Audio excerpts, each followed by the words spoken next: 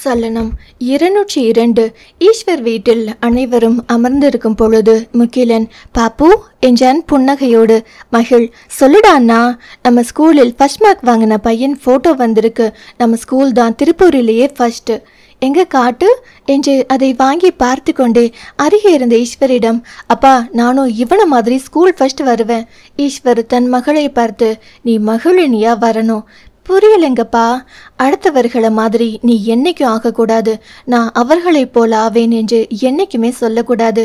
அவள் அப்பாவையே பார்க்க, அம்மோ உனக்கு விவரம் இருந்தால் நீ நன்றாக படித்து நல்லபடியா வா. படிப்புங்கிறது நீ கற்று தெளிந்து உன் அறிவை வளர்க்கறதுக்கு மட்டும்தான். எவ்வளவுக்கு எவ்வளவு படிக்கிறியோ அவ்வளவுக்கு அவ்வளவு அறிவை வளர்த்து கொள்வாய். அதற்கு தான் படிக்கணும். அவளுக்காக சொன்ன விஷயம் அங்கே இருக்கும் மற்ற மூவருக்கும் புரிந்தது. மகள் தலையை ஆட்டினாள். ஈஸ்வர், நீ எத்தனாவது படிக்கிற குட்டிமா? இனி போனால் 9ங்கப்பா. அது என்ன பேச்சு? உன்னை விட 3-4 வயது பெரிய பையனை பார்த்து வாடா போடான்னு பேசுறது அது என்ன? ஒருத்தவங்களை மரியாதை இல்லாமல் அவன் இவன் என்று சொல்லுவது. அவள் முழித்து சாரி என்று சொல்ல வாயெடுக்க முன்னே அவனோ எல்லா தப்பையும் செஞ்சு போட்டு சாரி சாரி என்று சொல்வதுதான் மிகப்பெரிய தவறு. அப்பா என்றால் கண்ணில் நீர் மிதக்க. குட்டிமா, நம்ம அறியாமல் நமக்கு தெரியாமல் ஒரு தவறு நடந்திருந்தால், அதுவும் நம்மளால் ஒருவருக்கு பாதிப்பு ஏற்படும் போது மட்டும்தான் மன்னிப்பு என்ற வார்த்தையே வாயிலிருந்து வரணும். சரிங்கப்பா. ஈஸ்வர், அப்போ நம்ம என்ன பண்ணணும்? தப்பு பண்ணக்கூடாதுங்கப்பா. நம்ம பேசுறதுக்கு முன்னாடி 1க்கு 2 முறை யோசிச்சுட்டு பேசணும். அது எதுவாக இருந்தாலும் இனி பெரியவங்களை மரியாதை இல்லாமல் பேசக்கூடாது, சரியா? தலையாட்டினாள். நீ உன் அண்ணங்களை வாடா போடான்னு பேசி பழகியதால தான் எல்லாரையும் வாடா போடான்னு சொல்ற.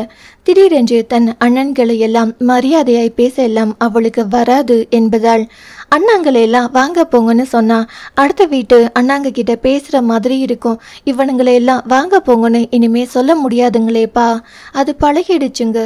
அண்ணாமலை, உன் அண்ணாக்களை சொல்ல வேணாம், நீங்க 3 பேரும் என்றவர் ஒரு நிமிடம் மௌனமாகிவிட்டு, இனி நீங்க 4 பேரும் எப்போதும் ஒன்னா இருக்கணும். அப்புறம் அடுத்தவர்களை அப்படி பேசக்கூடாது. அப்புறம் நீ கையில் வச்சு பார்த்துக்கிட்டு இருக்கிற பையன் வேற யாரும் கிடையாது, உன் அத்தை பையன் தீரன்.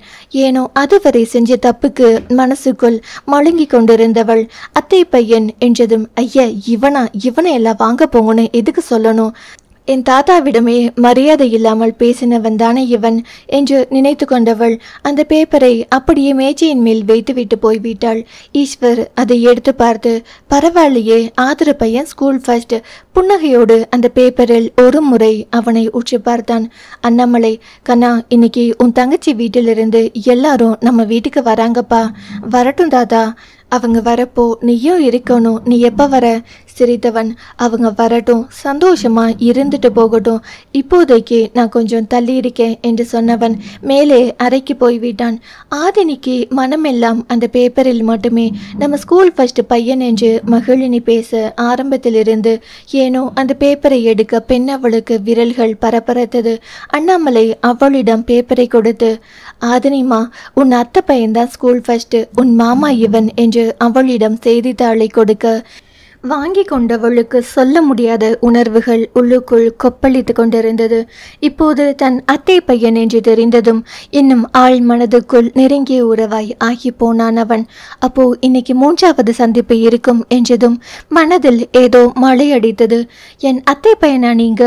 என் மாமாவா இனி எனக்கு என்று நினைத்த ஆதினி ஏனோ அந்த பேப்பரை யாரும் அறியாமல் தனது அறைக்கு எடுத்துக்கொண்டு போய்விட்டாள்.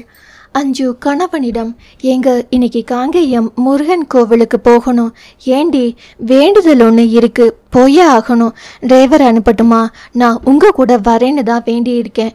ஏன் கூட வரணும்னா என்ன கேட்டு வேண்டணும்டி என் பொண்டாட்டி. 24 மணி நேரமும் பிஸியாக இருக்கிற உங்களை கேட்டால் உடனே நீங்கள் வரமாட்டேன்னு தான் சொல்லுவீங்க. அதான் நானும் வேண்டிக்கிட்டேன். ஏன் சொல்ல மாட்டேன்? வேலை செய்கிறவனுக்கு தானே நேரத்தின் அருமை தெரியும். அப்போ நான் சும்மா இருக்கேனா?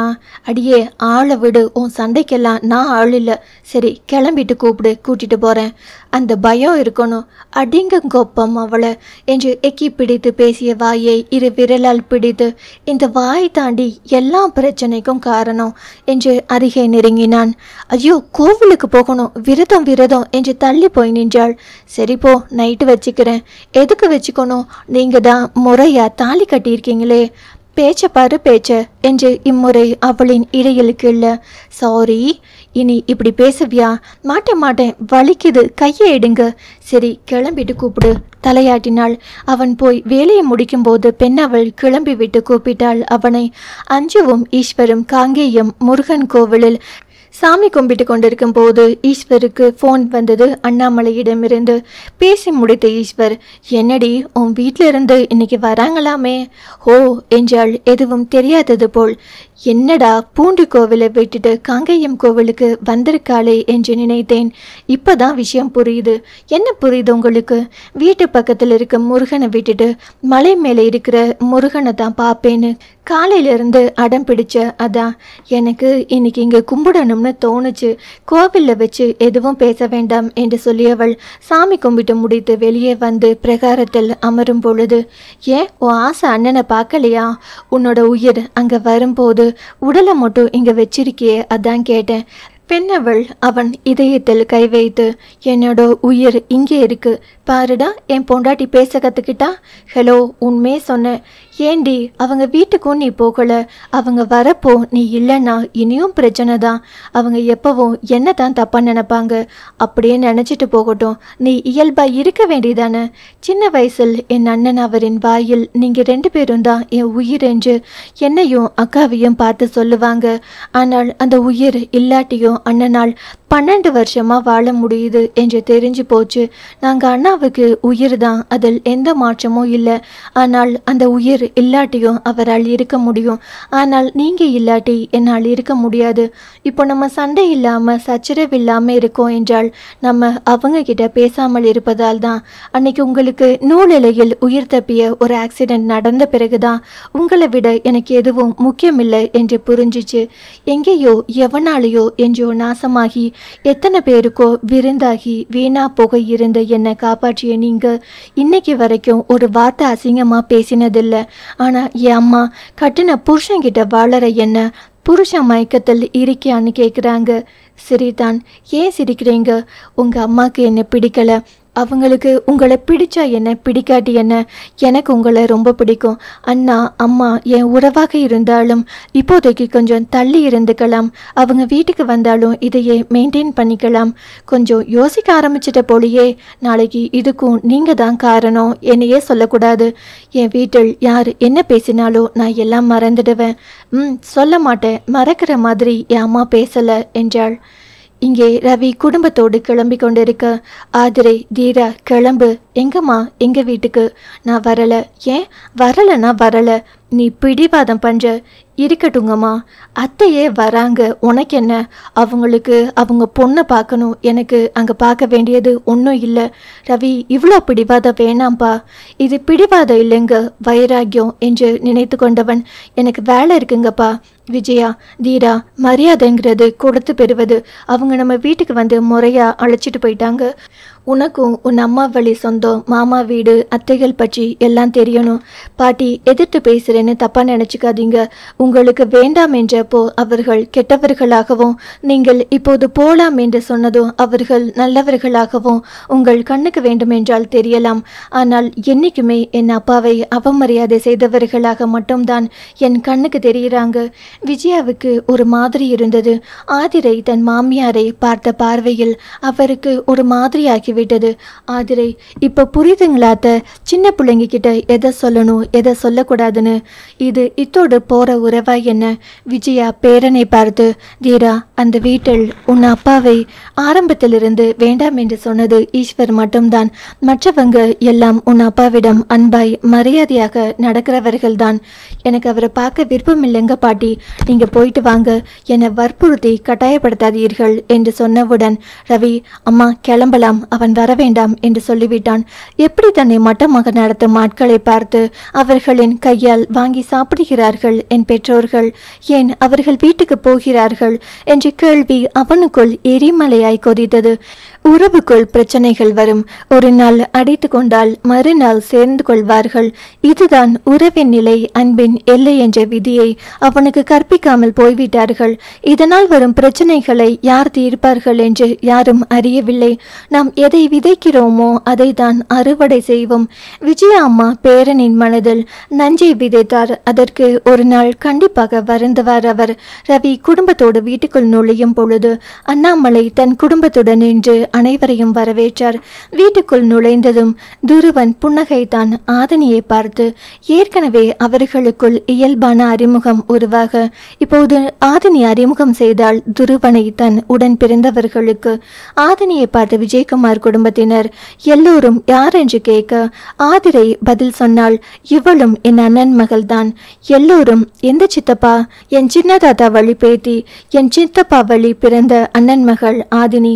ஹோ என்ற விஜயாவுக்கு அவளின் வார்த்தையில் நம்பிக்கை வரவில்லை. ஆதினியை பார்த்தார். ஏதோ ஒரு உணர்வு எங்கேயோ பார்த்த மாதிரி. அப்போது நந்தினி அம்மோ என்றதும் மகிழினி வந்தாள். விஜயா அங்கு நெடுவென்று வளர்ந்திருக்கும் மகிழினியை பார்த்தார். அவரையும் அறியாமல் கால்கள் அவளின் அருகே போக அவளோ வேகமாய் நகர்ந்து, நந்துமா இவங்க எல்லாம் யாரு? அவளை ரவியின் முன்னாடி நிறுத்தி, இவர்தான் உன் தாய் மாமா. அவரை பார்த்து புன்னகைத்தவள், ஏன் இத்தனை நாள் நீங்க வரல எங்களை பார்க்க?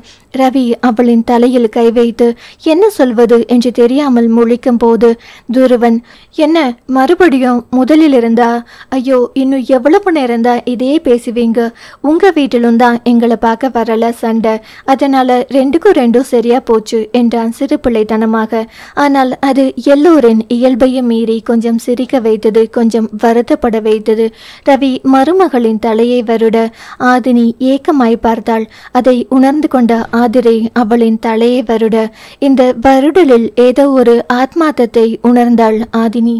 சலனம் 203. ஆதினி மனமோ தீரனை எதிர்பார்த்து அவன் வரவில்லை என்றதும் சோர்ந்து போனது. அன்னம் அனைவருக்கும் குடிக்க காப்பி கொண்டு வந்து கொடுக்க ரவி மகிழினியை பார்த்து கொண்டே அமர்ந்திருந்தான்.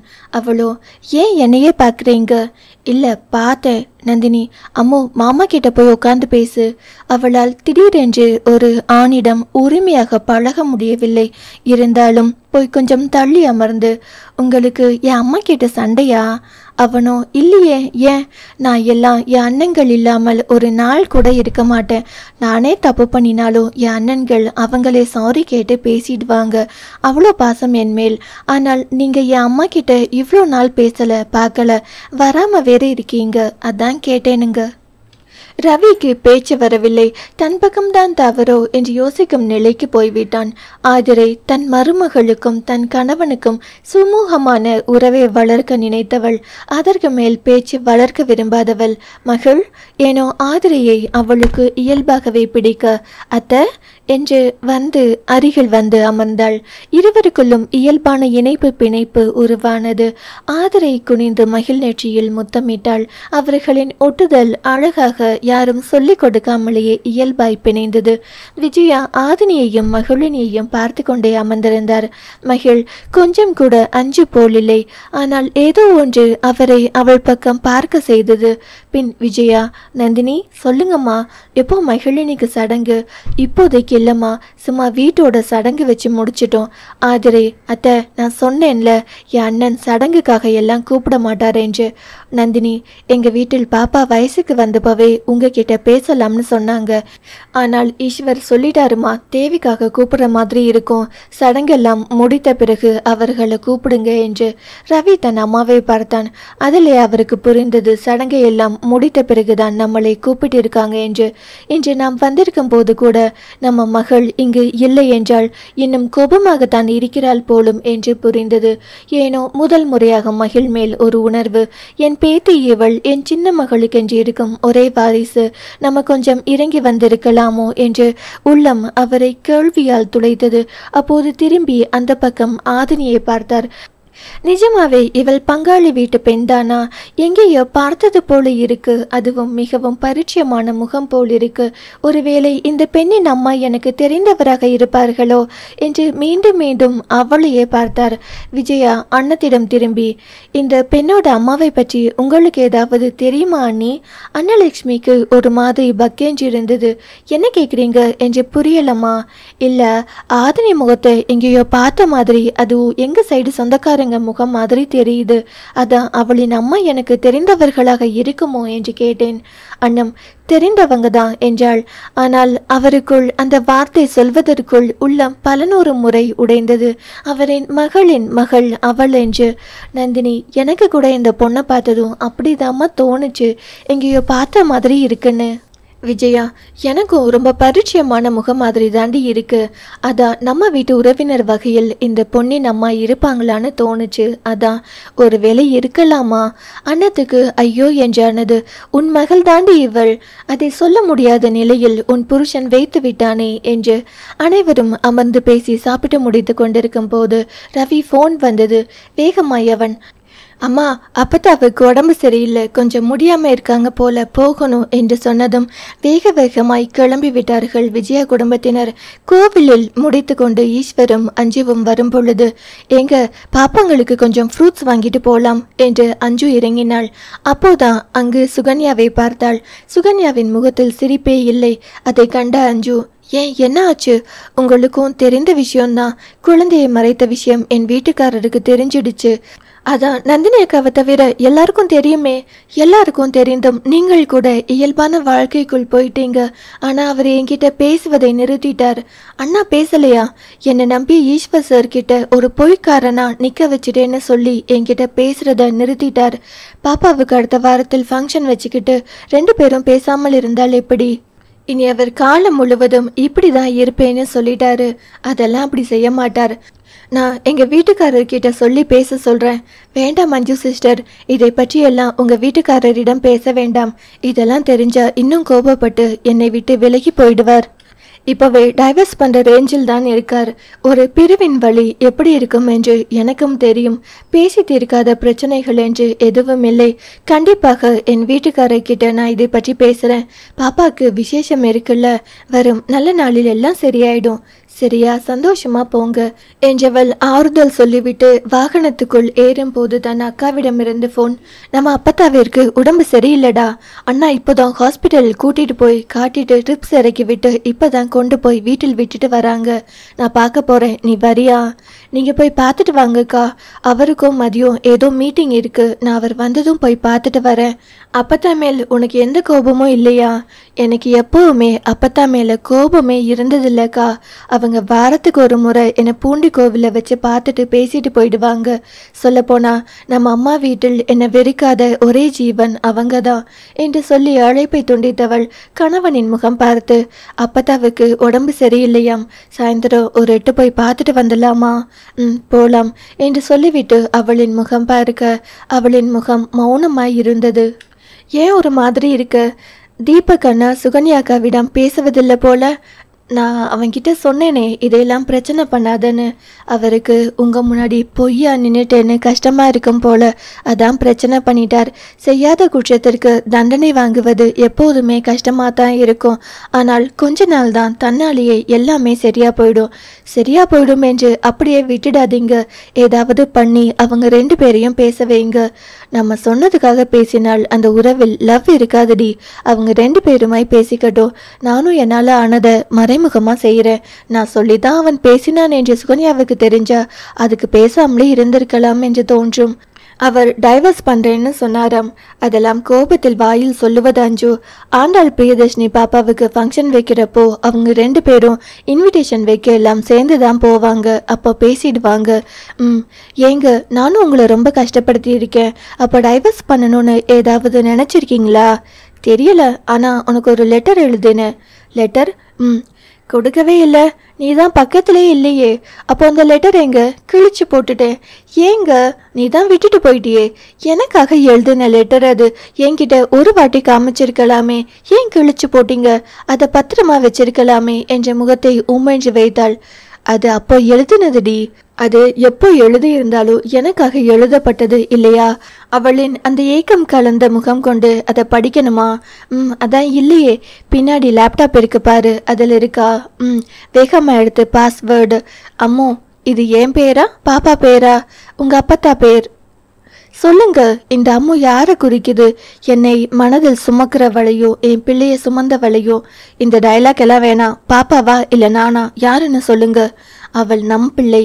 நானும் ஊரார் பிள்ளைன்னு சொல்லலை. நீங்கள் யாரை நினச்சி வச்சிருக்கீங்க? இந்த பாஸ்வேர்டு என் பாட்டி அமுதாவை குறிக்கும். அமுதா? அமுதா வேற, அம்மு வேற. பாப்பா தானே உன் உலகம். ஆமாம். அப்போ அவ கூட போட்டி போடுறியாடி நீ? நீங்க முதலில் சொல்லுங்க. இது நீ தாண்டி லூசு. பெண் அவளின் மனம் நிறைந்து விட்டது. $1000 வைர நெக்லஸ் கூட அவளுக்கு அவ்வளவு சந்தோஷத்தை தந்திடாது. அவள் என்ற ஒற்றை வார்த்தை தான் அம்மு. அது அவளுக்கு வரம் போல் இருந்தது. லேப்டாப் ஓபன் பண்ணி எங்கே என்று காட்ட அவன் ஒரு மின்னஞ்சலை திறந்து அதில் அந்த கடிதத்தை காட்டினான். ஈஸ்வர் மிகுந்த துயரத்தில் உறக்கம் வராத இரவு நேரத்தில் தனது வாகனத்தை ஓட்டிக்கொண்டு நெடுந்தூரம் பயணித்தான். அப்போது பாடல் ஒன்று பாடிக்கொண்டிருந்தது. அதுவரை வெளியே வாகனத்தை ஓட்டிக்கொண்டே கவனம் பதித்தவன் அப்போதுதான் பாடலில் ஆய்தான். எத்தனை ஜென்மம் எடுத்தாலும் எத்தனை ஜென்மம் எடுத்தாலும் என்னுயிர் என்றும் உனை சேரும். எத்தனை காலம் வாழ்ந்தாலும் என்னுயிர் சுவாசம் உனதாகும். உன் மூச்சிலிருந்து என் மூச்சு எடுத்து நான் வாழ்ந்து கொள்கிறேன் அன்பே. நீ வேணுண்டா என் செல்லமே, நீ வேணுண்டா என் செல்லமே. அந்த இரவில் தனியாக சென்றவன் மனதில் அவன் விரும்பாமலேயே பல நினைவுகள் ஒட்டி கொள்ள வேறு வழியில்லாமல் அதனோடு சேர்ந்து பயணித்து கொண்டிருந்தான். அருகில் தன் காதல் மனைவி இல்லாததை அந்த தனிமையான இரவும் அந்த பாடலும் அவனை போட்டு படுத்தி எடுத்தது. எப்படிடி என்னை புரிந்து கொள்ளாமல் பிரிந்து போய் அங்கே உட்கார்ந்திருக்கிறாய் என்ற கேள்வி அவனை வண்டாய் குடைந்தது. தன்னை கொஞ்சமும் புரிந்து கொள்ளவில்லையே இவ்வளவு பழகியும் என்ற கோபம் அவனை நிலையாக ஒரு இடத்தில் இருக்க விடவில்லை. ஏனோ தன்னை விட்டு அவள் போனதை அவன் மனது ஏற்றுக்கொள்ள முடியவில்லை. வீட்டில் பெரியவர்கள் எல்லாம் காலம் மருந்தாகட்டும், நீ கொஞ்சம் தனிமையில் இருக்க கற்றுக்கோ என்று சொல்ல கற்றுக்கொண்டான் தனிமையை. எப்படி நீ இல்லாமல் ஒவ்வொரு நாளையும் கடந்து வந்தேன் என்று இப்போது வரை நினைக்கும் போது எனக்கே என்னை நினைக்க ஆச்சரியமாகத்தான் இருக்கிறது. நானே பல முறை எப்படி ஒவ்வொரு நாளையும் கடந்தேன் என்று கேட்டு கேட்டு உன் நினைவுகள் படுத்தும் பாட்டால் நொந்து போனேன். முடிவில் அவளுக்காக எழுதினான் அம்மோ என்று. சலனம் 204. அம்மோ, அமிர்தமாய் இனித்த நீ எப்போதும் அம்முவாய் இருந்திருக்கிறாய். இது எப்போதும் தொடருமா என்று தெரியாமல் எழுதும் கடிதம்தான் இது. இப்படி பிரிந்து போய் அனுதினமும் சாவடிப்பதை விட என்னை ஒரேடியாக கொலையே செய்திருக்கலாம் நீ. உன் பிரிவு என்னை ஒட்டுமொத்தமாக முடக்கி போட்டு விட்டதடி. ஒரு பெண்ணின் பிரிவு ஒரு ஆணை என்ன செய்துவிடும் என்று எல்லோரும் நினைப்பது போல் அவ்வளவு சாதாரணமில்லை. ஒருவனை ஒன்றுமில்லாமல் பண்ண காதலித்த பெண்ணால் முடியும் என்று உன்னால் தெரிந்து கொண்டேன். வெற்றியை எதிலும் கிட்டிய எனக்கு தோல்வி பற்றி கற்றுக் கொடுத்தது நீ. தினம் தினம் போராடி தோற்கும் ஒரே ஒரு விஷயம் உன் நினைவுகளில் இருந்து தப்பிக்க முடியாமல் திண்டாடும் நிகழ்வு மட்டுமே. உன்மேல் காதலை கொட்டி கொடுத்த ஒன்றை தவிர நான் என்ன தவறு செய்தேன் அடி? சாவை விட பெரிய தண்டனை எதற்கு கொடுத்த? ஐயோ ஈஸ்வர், அவளை நினைக்காதே என்று ஒரு மனம் என்னை உன் நினைவுகளில் இருந்து தப்பிக்க போராடி தோற்றி துவண்ட போதுதான் அந்த யோசனை. நீ கொடுத்தது காயம், அது உடம்பில் ஏற்பட்ட காயம் மாதிரி. அது காயம் என்று தெரிந்தும் அதை கை வைத்து சுரண்டி அந்த காயத்தை ஆற்ற விடாமல் செய்வதுதான் உன்னை நினைத்து நினைத்து நான் நாசமாய் போய்கொண்டிருப்பது. உன்னை நினைக்க கூடாது, அதற்கும் என்ன பண்ணணும்? எனக்கு தெரிந்ததெல்லாம் வேலை. உடனே என் அன்றாட வேலைகளை எல்லாம் அன்றே பல மடங்கு ஆக்கினேன். உறக்கம் தொலைத்து கண்கள் சோர்ந்து கால்கள் துவண்டு வீட்டுக்கு போகலாம் என்று உடம்பு நினைக்கும் போது அதிகாலை 3-4 மணி ஆகிவிடும். வீடு செல்ல கார் எடுக்க வருவேன். வாகனத்திற்குள் ஏறி அமர்ந்த நொடி சொல்ல முடியாதடி அந்த தருணத்தை. ஒரு நிமிடம் நான் தனியாக இருந்தாலும் மனம் உன்னை தேடும். சொல்லு சொல்லாய் மீண்டும் உடைவேன். உன்னை நினைக்கவே கூடாது என்பதற்காக நான் பட்ட பாடெல்லாம் வீணாகிவிடும். ஈஸ்வர், நீ ஆம்பல அழக்கூடாது என்று சொல்லிக் கொள்வேன். ஆனால் எல்லாம் மறந்து வீட்டை வந்து அடைவதற்குள் ஒரு துளி நீராவது என் கையில் விழுந்துவிடும். மீண்டும் உன் நினைவு சாபம் என்னை சாகடிக்க ஏன் போனடி என்று கத்துவேன். அவிநாசி சாலைதான் இப்போ உன்னோட இடத்துல நேரத்தை உன் சார்பில் நிரப்புவது, உறக்கம் கண்களை தழுவும் வரை அந்த சாலையை வட்டம் அடிப்பதுதான் இப்போ இரவில் என் பணி. அந்த அளவுக்கு தனிமை கொடுமையானதடி. இந்த உலகத்தில் உனக்கு பிடிச்ச இடம் எதுன்னு கேட்டாலே என் வீடுன்னு சொல்லும் என்னை வீட்டுக்கு போகவே பயம் முறுத்துதடி இந்த தனிமை. அதுவும் நாள் முழுக்க வேலை செய்து அக்கடா என்று தலை சாயும் இடம் என் படுக்கை அறைதான். அவ்வளோ பிடிக்கும். ஆனால் அது எனக்கு இப்போ சாபமாய் மாறிவிட்டதடி. படுக்கைக்கு வரும்போது சட்டென்று ஆட்கொள்ளும் உன் நினைவு சொல்லியெல்லாம் புரியாதடி. 28 வருடமாய் நான் படுத்து தூங்கிய கட்டிலும் எனது அறையும் இன்று உன் வாசனையும் மட்டுமே எனக்குள் செலுத்தி கொண்டிருக்கிறது. நான் மனசளவில் உனக்காக உருகி நிற்கும் போது உன்னை என் மனமும் உடலும் தேடும். அப்போது நீ இல்லைன்னு அதற்கு நான் எப்படி புரிய வைப்பேன்? கிட்டத்தட்ட நடமாடும் பிணம் போல் என்னை ஆக்கிட்டடி நீ. அதிகமாக காதலித்த பாவத்தை தவிர நான் என்னடி பண்ணின? நான் காதலிச்சதுதான் தவறா? தெரியாமல் தான் கேட்கிறேன். நான் இவ்வளோ வேதனைப்படுறேனே, உனக்கு அப்படி ஒரு கஷ்டமே இல்லையா? என்னுள் முதலாய் காதல் எண்ணத்தை விதைத்தவள் நீ. எப்படிடி என்னை மறந்து போன? உன்னால் எப்படி இருக்க முடியுதுடி? ஏதோ கோபத்தில் போனாலும் 2 நாளில் வந்து விடுவாள், 2 வாரத்தில் வந்து விடுவாள் என்று நினைத்து காத்திருக்கும் போது இப்போது இத்தனை மாதம் ஆகியும் நீ வரவில்லை. ஆனால் என்னால் ஒரு நிமிடம் கூட இருக்க முடியவில்லையே. நொடிக்கு நொடி செத்து பிழைப்பது போல் இருக்கிறது. உன்னால் என்னை விட்டுட்டு இருக்க முடியுமா? ஆனால் என்னால் முடியலையே. ஈஸ்வர் என்றால் அப்படி இப்படி என்று மற்றவர் சொல்லியே என் இயல்பை மறந்துவிட்டேன் போல். ஆனால் எனக்கு அழ தெரியும் என்பதை நீ இல்லாத போதுதான். ஆண் பிள்ளை அழக்கூடாது என்று சொல்லி வளர்த்திருக்காங்க. ஆனால் எனக்கு இப்போ எல்லாம் அழணும் என்று தோன்றுகிறது. அப்படி தோன்றும் போதெல்லாம் குளியலறைக்குள் ஓடி விடுகிறேன். என்னால் நிம்மதியாக தூங்க கூட முடியவில்லை. நான் தூக்கத்தை தொலைத்து பல மாதம் ஆகிவிட்டது. என் நிகழுலகத்தையே கிட்டத்தட்ட மறந்திருந்தேன். இவை எல்லாவற்றுக்கும் காரணம் நீ மட்டும்தான். உன் நினைவுகள் என்னை படாத பாடு படுத்தி கொண்டிருந்தது. அதிலிருந்து மீளவும் முடியாமல், அதை உதாசீனப்படுத்தவும் முடியாமல் நான் தடுமாறி கொண்டிருக்கிறேன். இத்தனை மாதம் கடந்தும் எனக்கு இந்த ஃபீல் குறையலை என்றால் நான் இன்னும் உன்னை லவ் பண்றேன். ஆனால் என் பாதிப்பில் ஒரு பாதி கூட உன்னை பாதிக்கலையா? என் ஞாபகம் இல்லாமல் உன்னால் எப்படி போக முடிந்தது? எப்படி ஒருத்தன் ஞாபகம் துளியும் இல்லாமல் உன் அண்ணனுக்கு என்று யோசிக்க முடியுது? இல்லை அவனுக்கு கல்யாணம் ஆகலையா? எந்த தவறும் செய்யாத எனக்கு தண்டனை கொடுத்தது பற்றி உனக்கும் உன் அண்ணனுக்கும் கவலை இல்லையா? எப்படி என்னை மறந்து உன் அண்ணன் கூட இருக்க முடியும் என்றால் அப்போ நான் யார் உனக்கு? அதிகபட்ச காதலர்களுக்குள் என்ன பிரச்சனை இருக்கும்?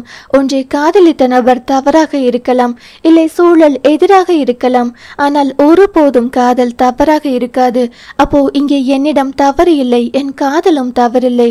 உனக்கு என் மேல் காதல் இல்லையா? இருந்தால் கண்டிப்பாக என்னை பற்றி யோசித்திருப்ப. ஒன்னு சொல்லவா?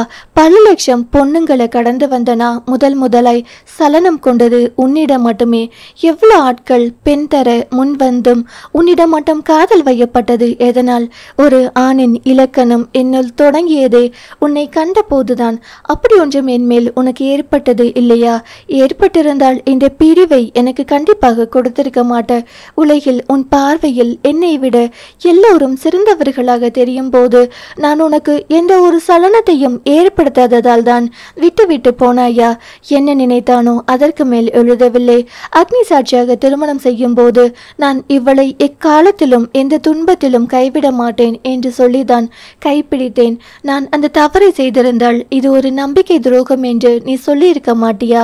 அப்போ உன் அண்ணனுக்காக என்னை விட்டு போனது நீ செய்த துரோகம் தானே? நம் நாட்டில் ஒரே ஒரு பெண்ணை திருமணம் செய்து கொள்ள வேண்டும். இல்லை என்றால் அந்த பெண்ணிடம் முதலிலேயே சொல்லிவிட வேண்டும். இப்படியே ஏகப்பட்ட சட்டங்கள் இருக்கு. நீயும் நானும் சேர்ந்துதான் காதல் செய்தோம். நான் எப்போதும் ஒரு வேலையை என் பொறுப்பில் எடுத்துக்கொண்டால் அதை சிறப்பாக முடிக்கும் வரை ஓய மாட்டேன். நீயும் காதலி அடுத்த மனைவி என்னும் ஒரு பொறுப்பு எடுத்துக்கிட்டதானே? அதை செய்ய முடியவில்லை என்றால் அந்த செயலில் இறங்கக்கூடாது. என்னை பொறுத்தவரை காதலும் அப்படிதான், கல்யாணமும் அப்படிதான். நீ என் போல் இல்லாவிட்டாலும் பரவாயில்லை, ஆனால் என்னை கொஞ்சமேனும் நேசித்திருக்கலாமே. இன்றைக்கு மோசமானவனாக நல்லவனாக தெரியும் நான் திருமணத்தின் போது மட்டும் எப்படி நல்லவனாக தெரிந்தேன்? ஒருவேளை நான் தான் உன்னை அதிகமாக காதலித்து இவன் தானே எங்கே போகிறான் என்று இப்படி மாற்றிவிட்டேனோ? எதுவும் அதிகமாக கொடுத்தால் கண்டிப்பாக திகட்டத்தான் தெரியும்.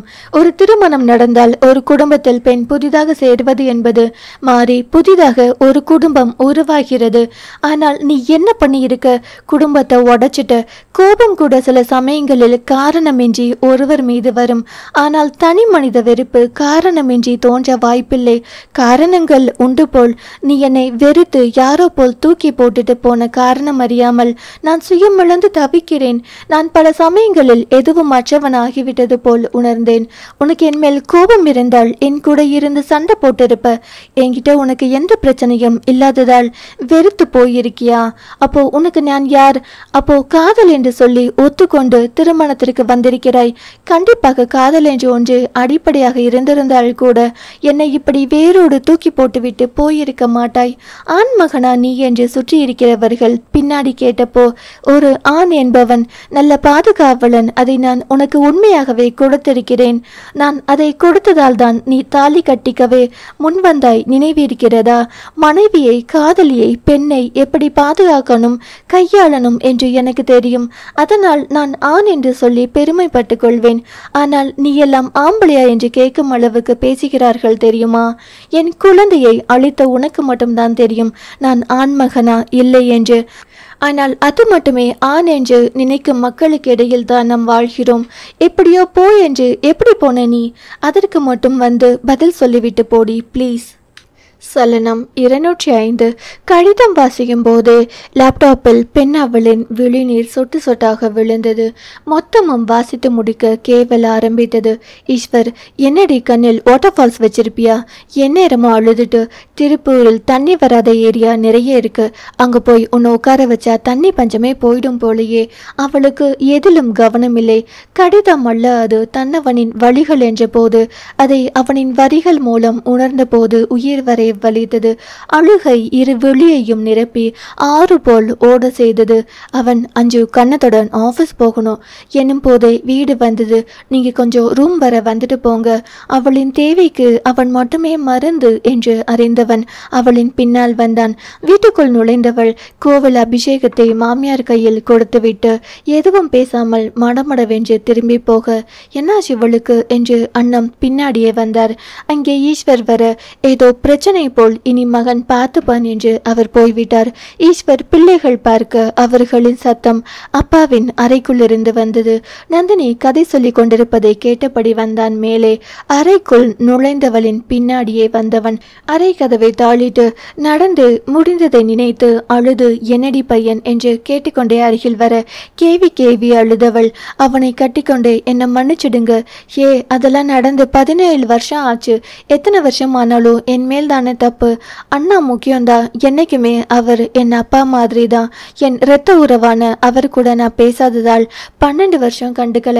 ஆனால் எந்த எதிர்பார்ப்பும் இல்லாம பிரதிபலன் பாராமல் என்னைய மட்டும் விரும்பிய உங்களை அன்னைக்கு நான் விட்டுட்டு போனது ரொம்ப ரொம்ப தப்பு தான், மன்னிச்சிடுங்க என்று காலில் விழப்போனவளை தடுத்து அவளை கட்டி கொண்டான். சரி விடு, அதெல்லாம் மறந்துட்டேன். நீங்க அதெல்லாம் மறக்கல, அதே நேரம் வெறுக்கவும் இல்லை. என்னை கொஞ்சம் தள்ளி வச்சுட்டீங்க. லூசு, என்ன வளரல.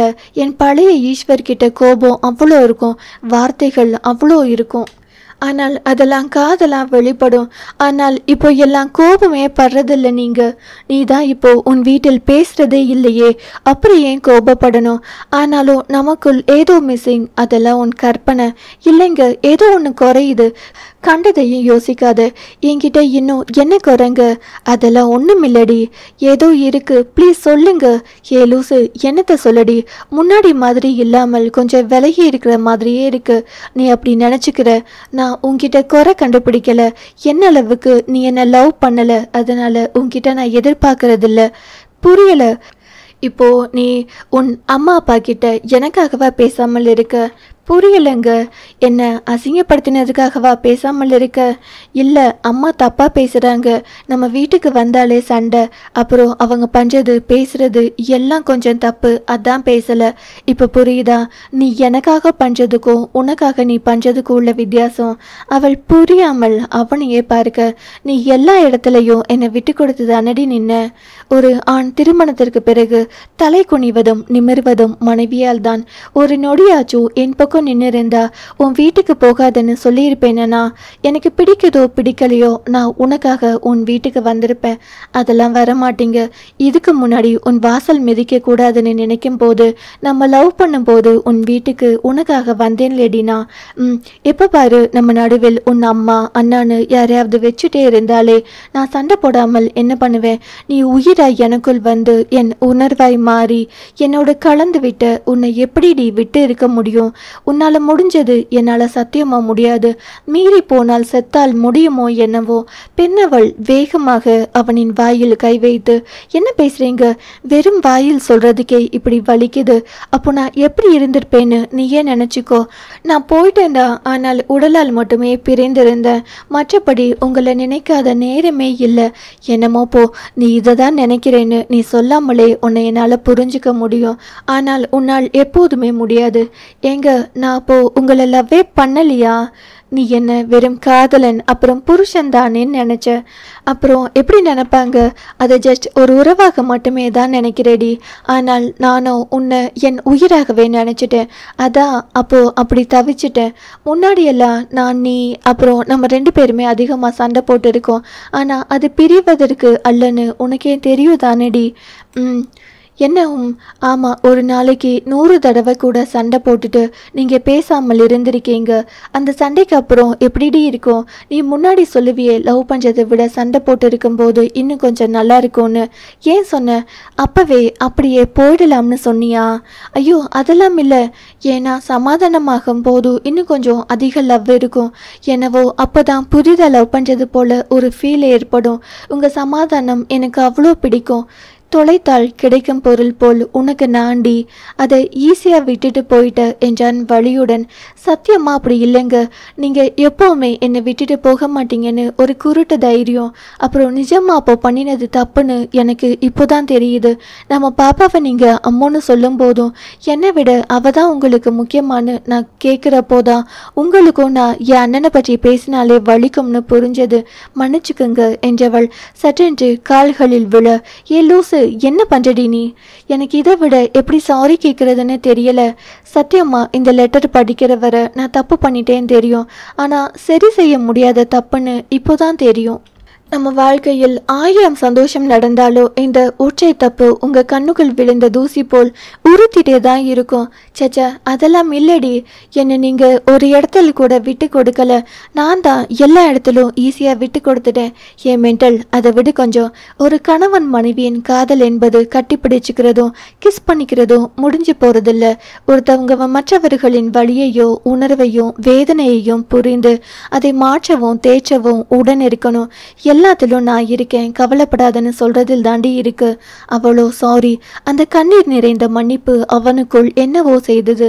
தன் வழி அனைத்தையும் தாங்கிக் கொள்ளும் அவனால் தன்னவளின் அழுகையை தாங்கிக்க முடியாது என்றுமே உடனே மனம் முருகி அம்மோ அவ்வளவுதான் உடைந்து கதறி அழ ஆரம்பித்து விட்டாள். அதெல்லாம் தன் கணவனை பிரிந்து காயப்படுத்தியதற்கான அழுகை. ஏ லூசு, நமக்குள் சாரி எல்லாம் வேணாண்டி, உன்னோட லவ் தான் வேணும். அது எப்பவோ நிறைய இருக்கு. எனக்கு இனி யாரும் உங்களை விட முக்கியம் இல்லை என்றவளுக்கு அழுகை தான் வந்தது. அவளை கட்டி கொண்டவன், ஓய் என்னை பாரு, சொல்லுங்க, லவ் யூ. இறுக்கி கட்டி கொண்டவள் அவனின் முகம் எங்கு முத்தமிட்டாள். என்னடி பைத்தியக்காரி, மூஞ்சியெல்லாம் எச்சிலாக்குற? அப்படிதான் ஆக்குவேன். நீ கொஞ்ச நாளும் தப்பு பண்ணினா நான் சண்டை போடுவேன். போடுங்க. சில நேரம் கோபமாக கூட பேசுவேன். பேசுங்க, யார் வேணா சொன்னா. ஆனால் எனக்கு ஒரு கஷ்டம் என்றால் என்னை விட அதிகமாக துடிக்கிறது நீங்க தான். புரியாம தப்பு பண்ணிட்டேன் அம்மோ. என் மேல் பாசத்தை பொழிய நம்ம வீட்டில் எல்லோரும் இருப்பினும் என் மனம் சோர்வு வரும்போது நான் சாஞ்சிக்க நினைப்பது என்னவோ உன் மடியை தாண்டி. அந்த வார்த்தையில் இம்முறை அவனின் இதழில் முத்தம் பதித்து நான் செய்த தப்புக்கு பிராச்சித்தம் செய்யணும். என்ன பண்ண? இப்படி கிஸ் பண்ணும் போதும் நான் ஒன்று சொல்லவா? ஒன்று இல்லை 10 கூட சொல்லு. இந்த உலகத்தில் எல்லா பெண்களும் கொடுத்து வைத்தவர்களா என்று எனக்கு தெரியாது. ஆனால் நான் கிரீடம் சூடாத மகாராணி. புரியல. என்ன பிரச்சனை வந்தாலும் என்ன கஷ்டம் வந்தாலும் எந்த சூழ்நிலையிலும் என்னை யாரிடமும் விட்டு கொடுக்காத புருஷன் நீங்க. அப்புறம் என்றான் நக்கலாக. கேளுங்க முதல்ல. சரிங்க மகாராணி என்று காது கடைத்தான். சிரித்தவள். ஊரில் மேனகை ரம்பை எல்லாமே வந்து உங்க முன்னாடி நின்றாலும் என்னை மட்டுமே தேடும் என் புருஷன் மாதிரி யாருக்கும் புருஷன் கிடைச்சதில்ல. ஏ லூசு, அதெல்லாம் இருப்பாங்க. அதெல்லாம் எனக்கு தெரியாது. எனக்கு கிடைச்ச புருஷன் போல் யாருக்கும் கிடைக்காது. அப்புறம் சிலர் சொல்லுவாங்க என்னன்னு, வாய்ப்புகள் கிடைக்காத வர எல்லோரும் ராமன்களே. ஹோ என்ன ஹோ, யாரோ சொல்லிட்டு போகட்டும். ஆனால் உங்களுக்கு வாய்ப்பு கிடைச்சாலும் அதையெல்லாம் கண்டுக்காம என்னதான் என்னை மட்டும்தான் தேடி வருவீங்க என்றால் கர்வமாய் அவன் மீசை திரிகியபடி. ஏ லூசு, பேசாம இருடி என்றான் அவன் அவளை மேய்ந்தபடி. அவளோ அதையெல்லாம் கண்டுகொள்ளாமல், இந்த உலகமே தேடினாலோ உங்களுக்கு நிகர் நீங்க மட்டுமே என்று கட்டிக்கொள்ள அவர்கள் அது காலை என்று மறந்து இருவரும் ஒருவரின் மேல் ஒருவர் காமம் கலந்து காதல் கொண்டனர். ஏ நான் ஆஃபீஸ் போகணும்டி. அப்புறம் போய்க்கோங்க என்றால் கண்களை மூடி. அழுகை, கண்ணீர், கோபம், கடுமையான பேச்சுக்கு முற்றுப்புள்ளி சமாதானம். கணவன் மனைவியின் சமாதானம் கட்டிலில் தான் அரங்கேறும். எத்தனை முறை கூடல் கொண்டாலும் சலிக்காத போதை அது அவளுக்கு. அவள் மேல் அவனுக்கு இருக்கும் மையல் தான் அவன் காட்டும் காதலின் எல்லை.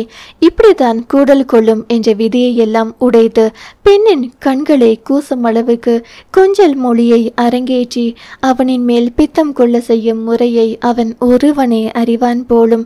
அசிங்கம் என்ற ஒன்று காதலில் இல்லை. ஆணவம் என்ற செருக்கு ஆண்மகனுக்கு இல்லை. அவளின் மேல் ஆசை அதிகம் அவனுக்கு. அவளின் 20 தொடங்கி இன்று அவளின் 37 வயதிலும் அதே கொஞ்சல்தான். தேகம் கொஞ்சம் சதை போட்டிருந்தாலும் பிள்ளை பேச்சின் வடுகள் வயிற்றில் இருந்தாலும் முன்பை விட அழகு கொஞ்சம் குறைந்திருந்தாலும் அவன் என்னவோ ஒவ்வொரு முறையும் புதுமென்ன பெண்ணை கொஞ்சுவது போல்தான் கொஞ்சினான். புதிதாய் பிறந்த குழந்தையிடம் எப்படி அசுத்தங்கள் இருந்தாலும் முகம் சுருக்காமல் அதை சுத்தம் செய்து அந்த குழந்தையை அள்ளி மாரோடு சாய்த்து கொள்ளும் ஒரு தாய் போல் அவன். அவளின் செயல்கள் அவனை காயப்படுத்தி இருந்தாலும் அதை தாங்கிக் கொண்டானே தவிர அவளை விலைக்கு வைக்க அவன் மனம் எண்ணியதே இல்லை. அவளை தன் நெஞ்சோடு சாய்த்து கொண்டான். ஏங்க என்னடி, பொதுவா இந்த சமூகத்தில் ஒரு பெண்ணை கட்டுப்பாட்டுக்குள் வைப்பதற்காகவே கலவி விஷயத்தில் பெண்ணுக்கு நிறைய கட்டுப்பாடுகளை விதிக்கின்றனர். இந்தியாவில் மட்டும் இல்லைங்க, உலகம் முழுக்க பல சமூகங்கள் பெண்களுக்கு என கட்டுப்பாடுகள் விதித்துள்ளனர். அதனாலே புருஷன்கிட்ட உறவாடி காதல் செய்ய ஒரு பெண்ணுக்கு நிறைய தயக்கங்கள் இருக்கும். தோன்றுவதை எதுவும் வெளியில் சொல்ல முடியாது. புருஷனின் நினைப்பால் வாடி வதங்குவதை கூட யாரிடமும் சொல்லக்கூடாத செயல் போலவும், அப்படி எண்ணினால் பாவகாரியம் போலவும் அதை வெளிக்காட்டினால் அந்த பெண் தப்பான பெண் என்றும் பேச பயப்படும் ஒரு விஷயம் கூடல். கலவி தப்பான விஷயம் போல என்று நினைக்கும் அளவுக்கு தான் பெண்களாகிய எங்களுக்கு கலவியல் பற்றி தவறாக போதித்து வளர்க்கின்றனர். நானும் என் பெண்ணுக்கு இதைத்தான் சொல்லி வளர்க்கப் போகிறேன். இந்த சமுதாயம் கற்றுக் கொடுத்தது இதுதான். ஆனால் நான் கிரீடம் சூடாத மகாராணின்னு ஏன் சொல்றேன்னா, என் புருஷன்கிட்ட என்ன வேணும்னாலும் நான் பேசலாம், கேட்கலாம். சொல்லப்போனால் எனக்கு உங்ககிட்ட கேட்பதற்கோ சொல்வதற்கோ தயக்கம் என்பதே இல்லை. இதைவிட என்ன வேணும் ஒரு பெண்ணுக்கு? பெண் சுதந்திரம் பேசும் பெண் கூட பேச தயங்கும் விஷயத்தை என் புருஷன்கிட்ட பேச என்னால் முடியும். அப்படி வச்சிருக்கிறார் என் புருஷன். I love you. இதுதான் அவளின் காதலும் சளைத்ததில்லை. இதை செய்யணும், இதை செய்யக்கூடாது என்றெல்லாம் அவளுக்கு தெரியாது. அந்தந்த நேரத்தில் அவளுக்கு எது சரி என படுகிறதோ அதை அவள் செய்வாள். எல்லா நேரத்திலும் அவன் சரியாக செயல்படுவான். இப்படி ஏற்றத்தாழ்வுகளோடு இருப்பதுதான் வாழ்க்கை. சரியும் தவறும் சேர்ந்ததுதான் வாழ்க்கை. அதற்காக வாழ்க்கை முடியாது. அதேபோல் காதலும் அப்படிதான். ஒரு நேரம் கூடும், ஒரு நேரம் குறையும். ஆனால் காதல் தீர்ந்து போகாது. இன்னொரு பிறவி யாரும் பிறக்கப் போவதும் இல்லை. ஆதலால் ஈஸ்வர் அஞ்சுவை போல் இப்பிறவியில் கிடைத்த வாழ்க்கையை காதலித்து வாழ்வோம்.